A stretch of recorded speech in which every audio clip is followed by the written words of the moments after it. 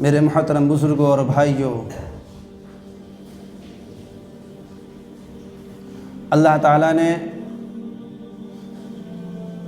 اسلام کو ایک مکمل ضابطۂ حیات کے طور پر اس دنیا میں محمد عربی صلی اللہ علیہ وسلم کے ذریعے بھیجا، اور اس کی آپ صلی اللہ علیہ وسلم نے ساری انسانیت کو دعوت دی۔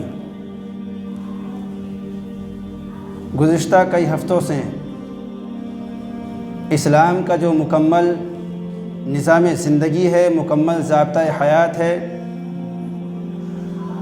اور بطور خاص اس میں نکاح کا جو تصور ہے اور نبی پاک علیہ الصلاۃ والسلام کی پاکیزہ اور مبارک سنت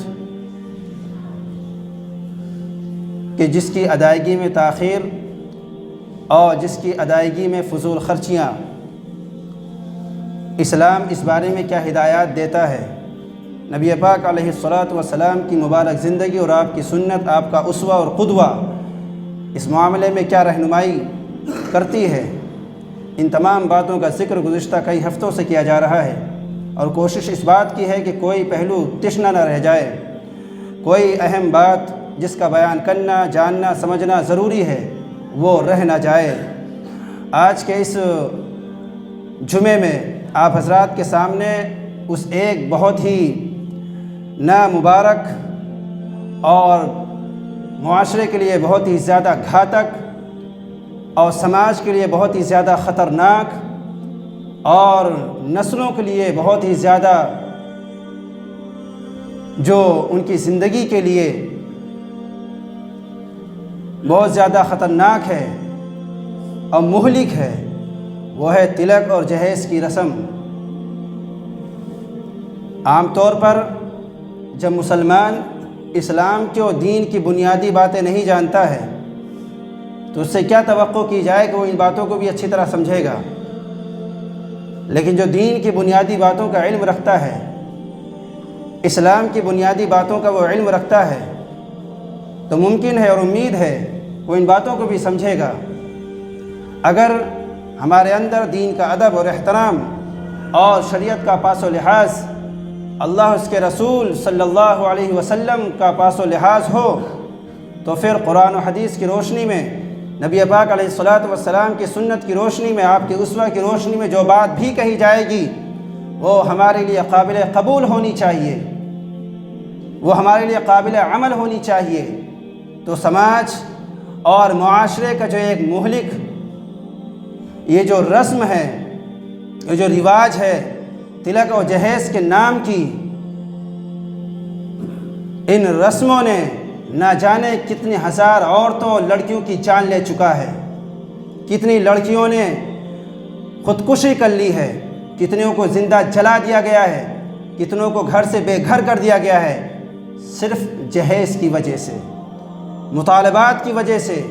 مطالبات کی جو فہرست دی جاتی ہے اس میں اگر ایک سامان کم رہ جاتا ہے تو اس کے لیے اللہ کی ایک خوبصورت جان کو موت کے گھاٹ اتار دیا جاتا ہے۔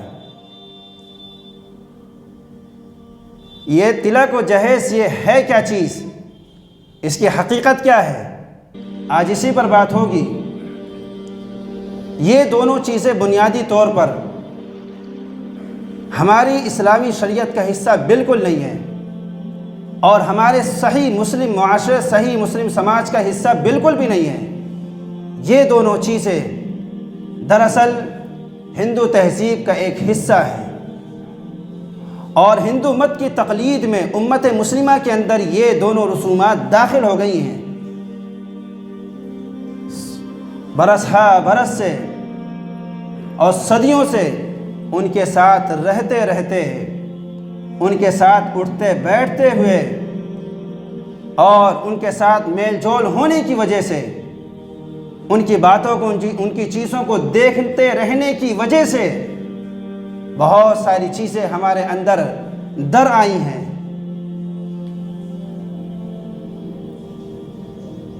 جب انسان کے پاس اپنا کچھ نہیں ہوتا ہے دوسروں کے سامنے پیش کرنے کے لیے، تو فطری طور پر دوسروں کی چیزیں انسان خود اپنے اندر اڈاپٹ کر لیتا ہے۔ دوسروں کی چیزیں خود انسان اپنے اندر اتار لیتا ہے۔ اگر آپ کے اندر دوسروں پر اثر کرنے والی کوئی چیز نہیں ہے یا ہے لیکن آپ اثر نہیں ڈال سکتے، آپ ان پر اثر انداز نہیں ہو سکتے، تو یہ چیز فطری ہے، لازمی ہے کہ ان کی چیز آپ کے اندر آ جائے گی۔ نکاح اور شادی بالکل سادگی کے ساتھ انجام دینے کا شریعت کے اندر حکم دیا گیا ہے، مگر اس کو نہ کر کے ہم نے ان کی نقل اتار لی۔ ہمیں جو چیز لوگوں کو بتانا چاہیے تھا کہ اسلام کیسا مہذب اور کیسا آسان دین ہے، وہ انسانوں پر ذرا بھی جبر نہیں کرتا، زبردستی نہیں کرتا، کسی طرح کا کوئی بوجھ ان کے اوپر نہیں ڈالتا ہے، یہ چیز ہم نے نہیں بتائی، ہم نے خود اس پر عمل کیا نہیں اور ہم نے لوگوں کو بتایا نہیں۔ اس کا نتیجہ یہ ہوا کہ جو غیروں کی چیز تھی وہ ہم نے اپنے اندر جذب کر لی، ان کو ہم نے اپنی زندگی کے اندر اتار لیا۔ اس کا نتیجہ یہ ہوا کہ سماج کے اندر بھیانک قسم کے جرائم پنپ رہے ہیں۔ کسی زمانے میں ہندوستان میں دلہن کا باپ مہر کے علاوہ ایک متعین رقم اپنے ہونے والے داماد سے وصول کرتا تھا، جب تک کہ داماد مہر کے علاوہ ایک جو خاص رقم ہوا کرتی تھی اسے ادا نہ کر دے، لڑکی رخصت نہیں کی جاتی تھی۔ اس زمانے کے علماء اور فقہاء نے اس کو مال حرام قرار دیا تھا اور اس کی واپسی کا فتویٰ دیا تھا، کیونکہ رشوت کے حکم میں ہے اور اس کا واپس کرنا ضروری ہے، واجب ہے، کیونکہ مہر کے علاوہ اور باقی کسی چیز کا مطالبہ لڑکے سے کرنا یہ جائز نہیں ہے۔ لیکن آج صورتحال بدل گئی ہے، جب لڑکے سے لینا کسی بھی طرح کی کوئی رقم مہر کے علاوہ ناجائز ہے، رشوت ہے، تو پھر یہ کیسے جائز ہو سکتا ہے کہ لڑکے والے لڑکی والوں سے کوئی چیز لیں، پیسے لیں یا سامان لیں؟ یہ کیسے جائز ہو سکتا ہے؟ یہ رشوت کے حکم میں آتا ہے، اور رشوت کے بارے میں آتا ہے کہ جو رشوت لینے والا ہے یا رشوت دینے والا ہے یا ان دونوں کے بیچ میں جو واسطہ بنتا ہے، ان دونوں کے بیچ میں جو واسطہ بنتا ہے رشوت دینے اور دلانے میں، ان سب پر حدیث پاک کے اندر لعنت آئی ہے۔ اور شادی بیاہ کے موقع پر دو گھرانوں کو، دو خاندانوں کو جوڑنے کے لیے بیچ میں تیسرا کوئی ہوتا ہے کہ جو رشتہ طے کراتا ہے۔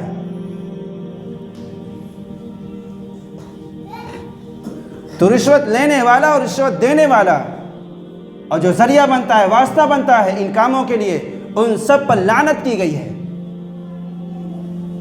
اور گناہ کبیرہ ہے رشوت لینا یا دینا یا اس کا ذریعہ بننا۔ تو دراصل یہ چیز ہندو مت کا حصہ ہے، اس کو تلک کہتے ہیں، جو عام طور پر منگنی کے موقع پر یہ رسم ادا کی جاتی ہے۔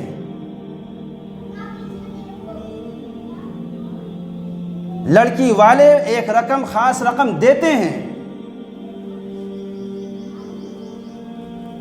اور اگر نہیں دیا جاتا ہے، کہنے کو تو ہر چیز میں لوگ اپنے آپ کو تسلی دینے کے لیے کہہ دیتے کہ یہ تحفہ ہے، یہ ہماری طرف سے نذرانہ ہے، جبکہ وہ تحفہ یا کوئی نذرانہ نہیں ہوتا ہے۔ بہت سو کا آپ لوگوں نے رشتہ طے کرایا ہوگا، خاندان جڑوانے کی کوشش کی ہوگی۔ آپ ذرا بتائیں کہ کتنی منگنیوں میں بغیر پیسوں کی منگنی ہو گئی ہو، یا اگر لڑکی والے نے پیسہ نہ دیا ہو تو لڑکے کے ماں باپ کو کوئی شکایت ہوئی ہے یا نہیں ہوئی ہے؟ عام طور پر ہوتی ہے۔ اولاً تو کوئی دیے بغیر جاتا نہیں ہے، کیونکہ یہ رسم میں شامل ہے، داخل ہے، اس لیے وہ دیتا ہے اور لینے والا لیتا ہے۔ اگر وہ نہیں دے گا، یعنی لڑکی کا ماں باپ اگر نہیں دے گا تو سامنے والے کے اندر شکایت پیدا ہوگی۔ تو یہ چیز عطیہ یا تحفہ ہے ہی نہیں، کیونکہ تحفہ جو ہوتا ہے وہ خوشی سے دیا جاتا ہے اور اس کا کوئی وقت نہیں ہوتا ہے، وہ کوئی متعین نہیں ہوتا ہے، جس کی جو مرضی ہو جب مرضی ہو، جس کی جو مرضی اور جب مرضی ہو تب دے سکتا ہے اور کچھ بھی دے سکتا ہے۔ لیکن جب کوئی چیز، کوئی ایک کامن چیز، عام چیز رسم کا روپ اختیار کر لے اور وہ ضروری اور لازمی درجے کے اندر پہنچ جائے اور اس کے ذریعے سے سماج کے اندر بگاڑ پیدا ہو رہا ہو، حرص اور طمع اور لالچ جیسی وبا پھیل رہی ہو، تو اسلامی شریعت کا قانون کی یہ اصطلاح ہے کہ اگر کسی مباح چیز کے ذریعے سے، کسی مستحب کے ذریعے سے بگاڑ اور فساد کا دروازہ کھل رہا ہو اور لوگ کسی دوسرے سمت کے اندر جا رہے ہوں تو پھر اس کا ترک کرنا واجب ہوتا ہے۔ شادی بیاہ میں ایسی بہت سی رسومات ہیں جو بظاہر مباح ہیں، مستحب ہیں، جائز کے درجے میں رکھی جا سکتی ہیں، مگر وہ چیز واجب کے درجے میں لوگوں نے پہنچا دی ہے، جس کی ادائیگی نہ ہونے کی صورت میں ایسے ایسے جرائم وجود میں آتے ہیں، ایسے ایسی باتیں وجود میں آتی ہیں جو شریعت کے اندر، اسلام کے اندر حرام ہے۔ اب مفتی فتویٰ دینے والے کہہ دیتے ہیں کہ جہیز تو ایک بچے کو، بچی کو دینے کے لیے ایک تحفہ ہے جو ماں باپ دیتے ہیں، مگر آپ بتائیے یہ کیسا تحفہ ہے کہ جس کی وجہ سے ہزاروں لڑکیوں کی جان جاتی ہے؟ یہ کیسا تحفہ ہے کہ جس کی وجہ سے سینکڑوں عورتیں اپنے آپ کو جلا ڈالتی ہیں؟ یہ کیسا تحفہ ہے کہ جس کی وجہ سے، جس کے نہ دینے کی وجہ سے بہت سی عورتوں کو گھر سے بے گھر کر دیا جاتا ہے؟ یہ کیسا تحفہ ہے کہ جس کے نہ دینے کی وجہ سے طلاق کی شرح بڑھ رہی ہے؟ آپ اسے تحفہ کہتے ہیں۔ تحفہ کی تعریف کیا ہے؟ اس کی ڈیفینیشن کیا ہے کہ تحفہ دیا جائے اور جرائم پیدا ہوں، تحفے دیے جائیں اور عورتیں جو ہے خودسوزی کر لیں؟ یہ کیسا تحفہ ہے کہ تحفہ دیا جائے اور نہ دینے کی صورت میں لوگ عورت کو موت کے گھاٹ اتار دیں؟ یہ کیسا تحفہ ہے؟ ہم تو آج تک یہ سنتے آ رہے ہیں، پڑھتے آ رہے ہیں کہ تحفہ دینے سے تو محبت پیدا ہوتی ہے، ہدیہ دینے سے تو خلوص و محبت میں اضافہ ہوتا ہے، لوگوں کے دل اس سے قریب ہوتے ہیں۔ یہ کیسا ظالم تحفہ ہے، یہ کیسا قاتل تحفہ ہے کہ جو لوگوں کی زندگیاں لے رہا ہے، جو لوگوں کے گھروں کو اجاڑ رہا ہے، جو لوگوں کے خاندان کو تباہ و برباد کر رہا ہے، یہ کیسا تحفہ ہے؟ اپنے آپ کو مطمئن کرنے کے لیے اور سماج کو بیوقوف بنانے کے لیے کہتے ہیں کہ تحفہ یہ ہدیہ ہے۔ ابھی تو ہم اس کی تفصیل میں جا ہی نہیں رہے ہیں کہ حضور نے حضرت فاطمہ رضی اللہ تعالیٰ عنہ کو جو سامان دیا تھا وہ کیا ہے اور اس کی حقیقت کیا ہے۔ جہیز کا تصور اسلام میں تو ہے ہی نہیں، بالکل نہیں ہے، اور جس جہیز کو آپ تحفہ کہتے ہیں یا ہدیہ عطیہ کہتے ہیں وہ بھی نہیں ہے، اور نہ یہ وراثت ہے کہ بہت سے لوگ کہتے ہیں کہ ہم نے جو بیٹی کو دے دیا تھا شادی کے موقع پہ وہی اس کا حصہ ہے۔ یاد رکھیے، ہندو مذہب کے اندر عورتوں کا وراثت میں کوئی حق نہیں ہے۔ ان کے یہاں عورتوں کو، لڑکیوں کو، بیٹیوں کو ماں باپ کی یا قریبی رشتہ داروں کی جائیداد میں کوئی حصہ ہے ہی نہیں مذہبی طور پر۔ یہ الگ بات ہے کہ جب یہاں کا سنویدھان بنا تو یہاں کے قانون میں، دستور میں ان کو بھی حصہ دیا گیا ہے کہ ماں باپ کی جائیداد میں اور مال میں بیٹیوں کا بھی حق ہے۔ یہ ایک الگ چیز ہے، دستوری چیز ہے، لیکن مذہبی طور پر ہندو مذہب کے اندر عورتوں کو، بیٹیوں کو ماں باپ کی جائیداد میں، ان کے مال میں کوئی حصہ نہیں ہے، وہ وراثت سے محروم ہیں۔ تو اس لیے شادی بیاہ کے موقع پر لڑکی کے ماں باپ جتنا جو کچھ ہو سکتا ہے وہ اسے دے دیتے ہیں، اسے دہیز کہو یا جہیز کہو یا وراثت کہو، تو لڑکی کو کچھ دے دلا کر اسے رخصت کر دیتے ہیں، کیونکہ لڑکی کا کوئی حصہ ماں باپ کی جائیداد میں مرنے کے بعد جو ملتی ہے اولادوں کو، اس میں کوئی حصہ نہیں ہوتا ہے۔ اور حیرت کی بات یہ کہ کچھ مسلمان بھی یہ بات کہتے ہیں کہ چلو ٹھیک ہے، جہیز دیا جا رہا ہے، کم سے کم جن بچیوں کو، لڑکیوں کو وراثت میں حصہ نہیں ملتا ہے، انہیں کم سے کم اس جہیز کے بہانے، اسی کی وجہ سے کچھ چیزیں مل جائیں گی، کچھ اسے پیسے مل جائیں گے، کچھ سامان مل جائیں گے۔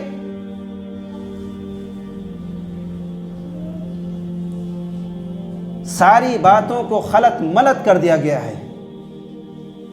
وہ جیسے مورنگ، بالو، سیمنٹ اور سب کو ملا کے ایک جیسا بنا دیا جاتا ہے، پتہ ہی نہیں چلتا کہ اس میں کس کی مقدار زیادہ ہے۔ تو شادی بیاہ کی ساری چیزوں کو، ساری باتوں کو ایک دوسرے میں ایسا گڑمٹ کر دیا گیا ہے کہ اسے نکالنا بڑا مشکل ہے۔ کچھ لوگ جہیز کو عطیہ، تحفہ سمجھ کے دے دیتے ہیں، اور کچھ لوگ اسے وراثت سمجھ کے دیتے ہیں کہ بعد میں ماں باپ کی جائیداد میں اس کو کوئی حصہ نہیں رہے گا۔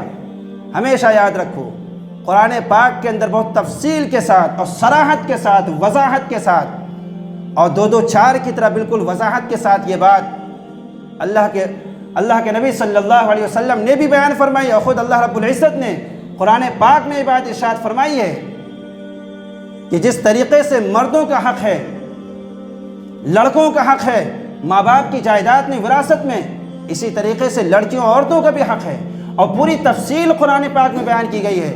للرجال نصیب مما ترک الوالدان والاقربون، ماں باپ اور قریبی رشتہ دار جو مال چھوڑ کر جاتے ہیں، مردوں کا اس میں حصہ ہے۔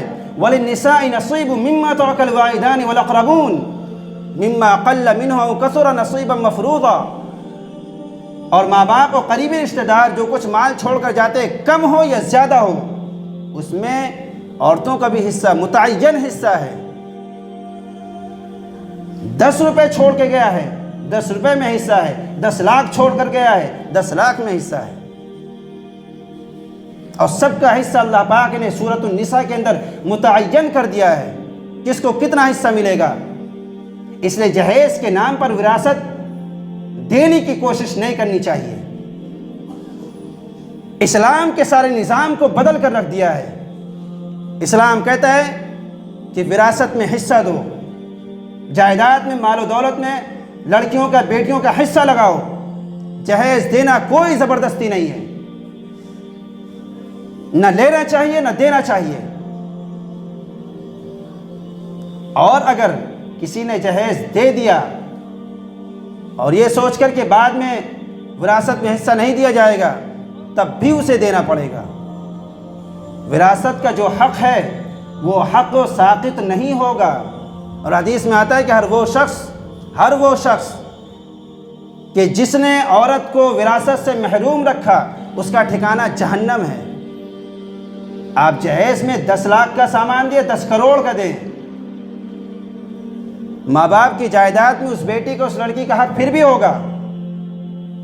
اور دوسری بات یہ ہے کہ وراثت کا قانون یہ بھی ہے کہ مرنے کے بعد اس میت کا جو مال اسباب ہوتا ہے، مرنے کے بعد اس میں حصہ لگتا ہے، مرنے سے پہلے نہیں لگتا۔ قانونی طور پر مرنے کے بعد اس کی جائیداد اور مال میں حصہ لگتا ہے، اس سے پہلے نہیں لگتا۔ اور یہاں یہ کہا جاتا ہے کہ لڑکی کو جو کچھ دے دیا گیا وہی اس کا حصہ ہے، اسی کو وراثت سمجھ لیجئے، اسی کو میراث سمجھ لیجئے۔ کیسے یہ وراثت ہو سکتا ہے؟ وراثت تو مرنے کے بعد جاری ہوتی ہے۔ چونکہ ہندو مذہب میں اور ہندوؤں کی مقدس کتابوں میں ان کے ہاں لڑکیوں کو جہیز کے نام پر جو کچھ دینے کے واقعات ذکر کیے گئے ہیں وہ اس قدر بے تحاشا ہیں، اور اتنی زیادہ ان کی مقدار ہے، ان کے جتنے بھی دیوی دیوتا ہیں جن کو لوگ بھگوان کہتے ہیں، ان کی شادیوں کا ذکر اور شادیوں میں دیے جانے والے جہیز کی تفصیلات، ان کی مذہبی اور مقدس کتابوں میں پائی جاتی ہیں، رامائن ہو، مہابھارت ہو، شریمد بھاگوت پران ہو، یہ ان کی مذہبی اور مقدس کتابیں ہیں۔ ان کتابوں کے اندر ان کی دیوی دیوتاؤں کا، مثلا سیتا کا جہیز، سبھدرا کا جہیز، پاروتی کا جہیز، ان تمام لوگوں، ان تمام بیٹیوں، ان تمام دلہنوں کے جہیز کی تفصیلات ہیں، اور یہ ان کے نزدیک مقدس ہستیاں سمجھی جاتی ہیں۔ ان کی مقدس کتابوں میں اس کا ذکر ہے کہ ان کے ماں باپ نے اپنے ہونے والے داماد کو بہت کچھ دیا، اپنی بیٹیوں کو ہزاروں ہزار چیزیں دی ہیں۔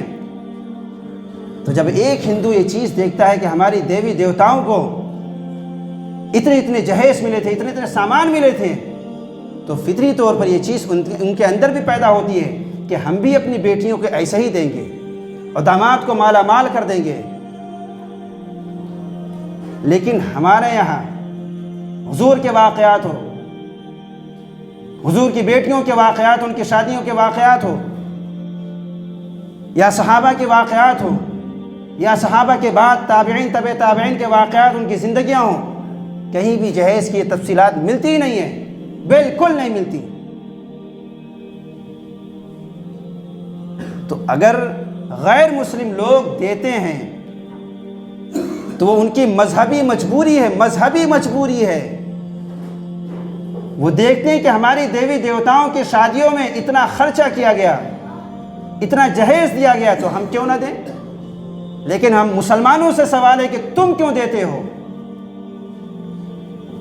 پاروتی نے جہیز میں بہت سارا سامان اسے ملا تھا، تو اس لیے تم دیتے ہو۔ راجہ جنک نے اپنی بیٹی سیتا کو جہیز میں بہت سارے سامان دیا تھا، رام کو، تو کیا تم بھی دیتے ہو اسی لیے؟ تمہارے نبی نے 9 شادیاں کی، کتنا جہیز لیا؟ تمہارے نبی کی بیٹیوں نے شادیاں کی، کتنا جہیز دیا؟ تمہارے نبی کے اصحاب نے شادیاں کی، کتنا جہیز انہوں نے لیا؟ اپنے مسلم شخصیات کی، ان کی شادیوں سے رہنمائی حاصل کرو۔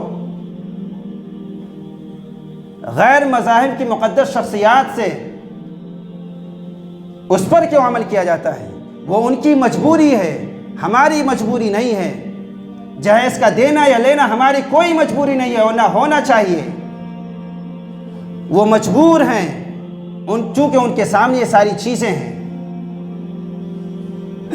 اس لیے اگر ان کے یہاں ڈیمانڈ کے مطابق چیزیں نہیں ملتی ہیں تو جرائم بڑھتے ہیں، عورتوں کو گھر سے بے گھر کر دیا جاتا ہے، انہیں جلا دیا جاتا ہے، یا یہ کہ جو ہے رشتہ ختم کر دیا جاتا ہے، اور یہی وبا مسلم معاشرے کے اندر ہے۔ ابھی ہم نے اس پہ کوئی تفصیلی بحث نہیں کی کہ اسلام کے اندر اس کی حقیقت ہے کیا، اس کی شرعی حقیقت کیا ہے۔ حضرت فاطمہ رضی اللہ تعالیٰ عنہ کو جو سامان ملا تھا، صحیح معنوں میں اس کی کیا حقیقت تھی؟ بہت مغالطے میں ڈالا جاتا ہے،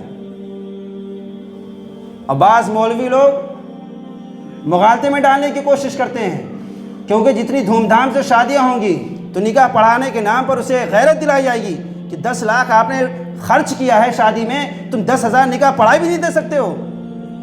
لیکن جب سادگی کے ساتھ نکاح ہوگا تو اس کی ہمت نہیں پڑے گی کہ وہ 2,000 یا 4,000 مانگے نکاح پڑھانے کے لیے۔ جب آپ نے اس کو کمرشیل بنا لیا ہے تو وہ بیچارہ پڑھانے والا بھی کہے گا تمہیں 2,000 دو، 10 لاکھ خرچہ کیا تو کم سے کم 2,000 تو نکاح پڑھانے کے لیے تو دینا ہی چاہیے۔ مزاج جب بگڑتا ہے ساموہک طور پر تو سب کا بگڑتا ہے، کیا عوام ہے، کیا خواص، کیا جاہل، کیا عالم، سب کا بگڑتا ہے۔ اللہ تعالی ہم سب کو صحیح سمجھ کے توفیق نصیب فرمائے، سنت ادا کرے۔